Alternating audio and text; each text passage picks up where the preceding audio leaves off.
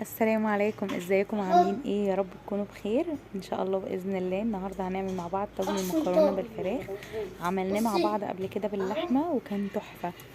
عايزاكم بقى تجربوه المره دي بالطريقه دي، حلو جدا ويعجبكم جدا جدا جدا. بصوا شكل الطاجن عامل ازاي، حلو جدا، والمكرونه مستويه بقى وحاجه كده من الاخر. تابعوا معايا الفيديو وهتشوفوا عملنا الطواجن القمر دي ازاي. بصوا شكل الطواجن حاجه كده من الاخر. هنبدأ بقى نجهز حاجتنا، واول حاجة هنعمل الصلصة لانها تعتبر اكتر حاجة بتاخد وقت. فاول حاجة عملناها حطينا الطماطم في الخلاط، ومع الطماطم حطيت معلقة توم، وحطيت كمان نص قرن فلفل حامي، ودي طبعا حسب الرغبة. عايزة اقول لكم ان الفلفل ايا كان بقى حامد او حامي او بارد بيبقى تحفة بصراحة.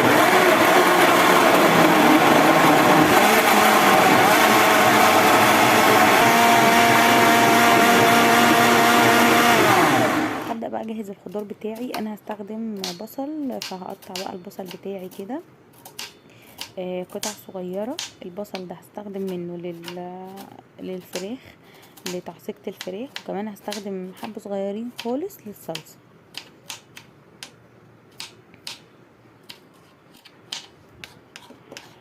نقطعه بقى زي ما انتم شايفين كده قطع صغيرة جدا.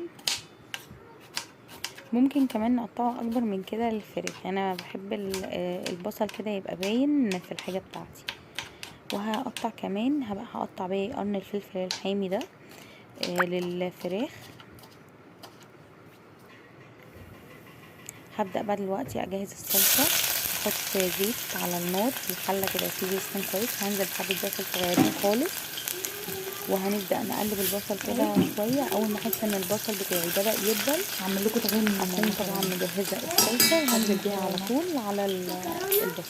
زي ما قلنا الصلصة فيها ثوم وفيها فلفل، مش هحتاج احط لها اي حاجة تاني خالص. بس البصل ده بدأ يغير لونه اهو، يعني بدأ يدخل كده في السوا. هحط الطماطم بتاعتي كده. الصلصة بتاعتي تعتبر يعني خلاص هي هتتبل وهتبقى جاهزة معانا للطواجن. عقبال بقى ما اجهز باقي الحاجة بتاعتي هتكون الصلصة خلصت، وهنجهز الطاجن بتاعنا على طول.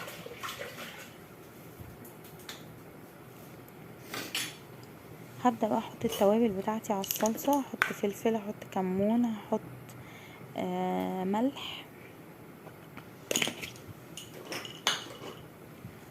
مش عايزين نزود توابل قوي عشان طعم المكرونة يبان. يعني لما بنزود البهارات في الحاجة بتحسي ان البهارات طاغية على طعم الحاجة، فالحاجة طعمها مش بيبقى واضح قوي. حطي بقى الملح حسب الكمية بتاعتك، وبرضو البهارات بتاعتك تبقى مظبوطة حسب الكمية اللي انت بتعمليها. هنقلب بقى تقلبتين وكده خلاص الصلصة بتاعتنا تمام. نسيبها بقى تتسبك مع نفسها كده. والصلصة بتاعتنا احنا بنحتاجها خفيفة، مش بنعوزها تقيلة قوي. يعني هتزوديها لو حسيتيها ان هي تقيلة هتزوديها مية مغلية. هبدأ بقى احط الوك بتاعتي على النار، واحط فيها حبة زيت، وهنزل اول حاجة بالبصل والفلفل تقلبتين كده.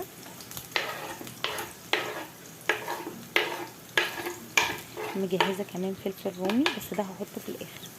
الفراخ بقى بتاعتي متقطعة كده كبير شوية. انا في الاخر على فكرة قصيتها بالمقص بعد ما استوت، قصيتها كده قطع صغيرة عشان حسيتها كبيرة قوي وانا برصها في الطاجن. هنقلب كده البصل والفلفل مع بعض. برضو مش هنسيبه يستوي، يعني يا دوبك هيبدأ كده يدبل. بصوا الصلصة بتاعتي بدأت تغلي، هوطي عليها شوية واسيب بقى الفلفل والبصل مع نفسهم كده شوية.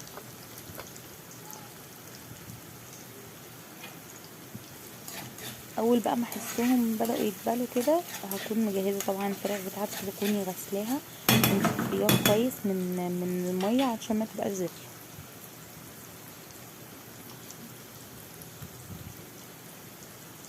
الصلصة بتاعتي بتغلي والحاجة بتاعتي اهي بتجهز بتاعت الفراخ. هبدأ بقى انزل الفراخ قطعة قطعة كده، انا علشان اتفادى اي مية فيها. يعني هي اتصفت كويس كل حاجة بس علشان ما يبقاش فيها اي مية. هنزل بقى بالفراخ كده على البصل وعلى الفلفل. مش عايزه اقلب فيهم كده في الاول عشان ما ينزلوش ميه.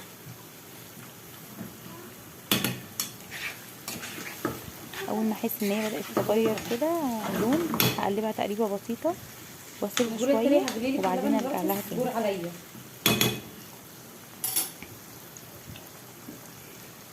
كل حبه كده اديها تقليبه يعني، بس في الاول يا ريت ما نقلبش في الاول كتير علشان ما تنزلش ميه.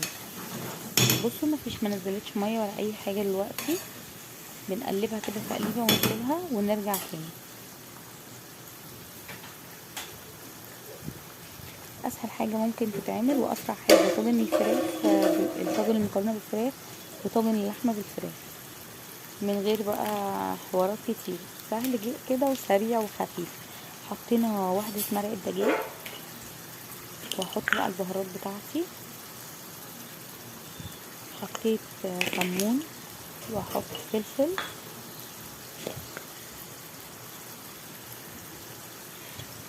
من كل حاجه يعني ربع معلقه صغيره. انا مش عايزه التوابل تبقى كتير زي ما قلت لكم علشان الطعم بتاع الفراخ وبتاع الطاجن يبقى ظاهر كويس. حطيت حبه جنزبيل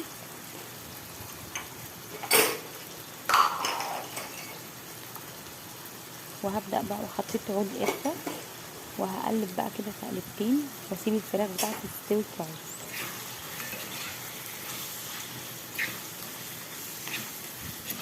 لما الفيديو بيبقى طويل مبقاش عارفه اتكلم واقول ايه بصراحه، مش عايزه ارغي واصدعكم.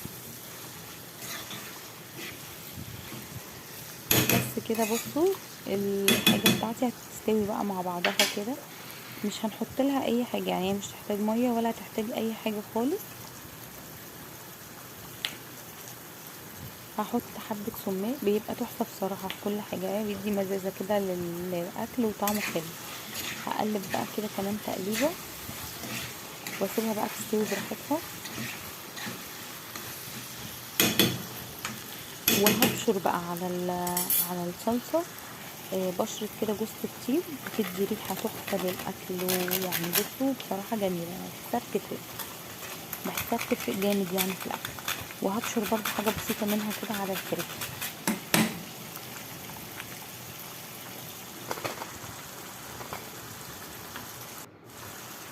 يعني هنبشر كده حبة صغننين خالص على الفراخ بتدي ريحة حلوة جدا للحمة وللفراخ برضو. ونقلب بقى كده خلاص. تعتبر الفراخ بتاعتنا استوت، انا يعتبر ما فصلتش خالص، هي الفراخ استوت في الوقت اللي احنا قعدنا اتكلمنا فيه. والصلصه برضو كمان اهي بصوا اثرت معانا اهي ويعتبر خلاص. بس كده الفراخ استوت والصلصه خلاص يعتبر كده كل حاجه خلصت. حط سنه سكر للصلصه علشان ما تبقاش لازعه. حط حبه السكر دول بيخلوها متوازنه كده خلاص. يعني انا بقول لكم يعني تقريبا ما فصلتش اصلا الفيديو يعتبر كده على بعضه. يعني الاكله بتاعتنا تقريبا خدت ربع ساعه معانا برص المكرونه والكلام ده كله. اسرع اكله تعمليها. بس كده بصوا خلاص. انا كنت اخدت بقى الزيت انا كنت مزوده الزيت سنه في المكرونه. حطيت هنا الفلفل وهنقلب تقلبتين مش هخلي الفلفل يستوي. الزيت بقى اللي نزل من يعني اللي كان في الفراخ ده اخدته ودهنت بيه الطواجن بتاعتي. بس كده هبدأ بقى اجهز الطواجن بتاعتي عشان بصوا انا كنت بوريكم ان الفراخ استوت. بصوا انا بقى هقطعها كلها كده عشان هي كانت كبيره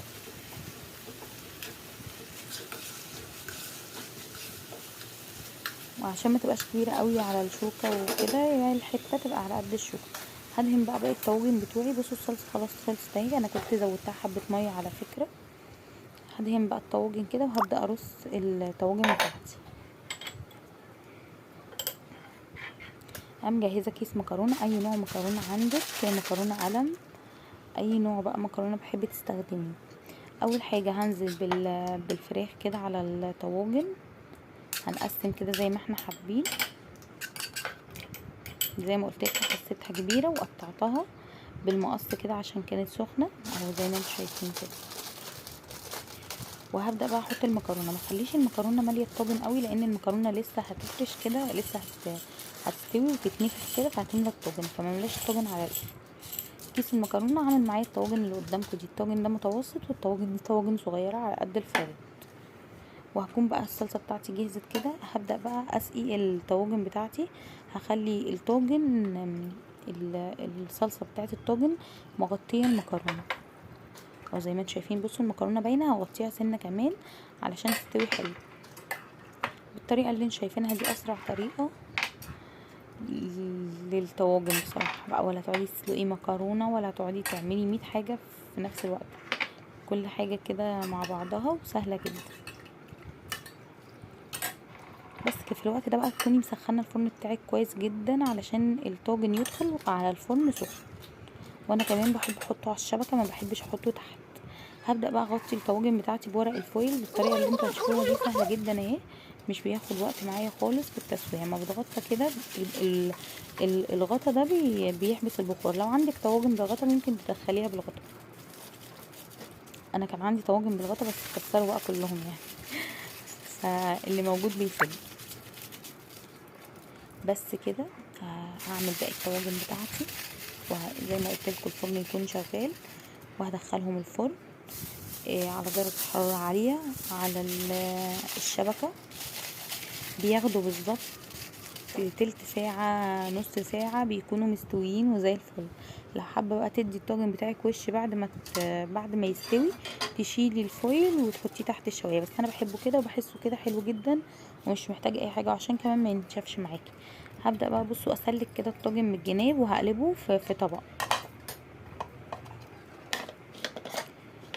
بس كده الطاجن بتاعك زي الفل. الدهنه بتاعه السمنه او الزيت في الاول بتفرق جامد. بصوا المكرونه مستويه وحلوه قوي، طعمها تحفه.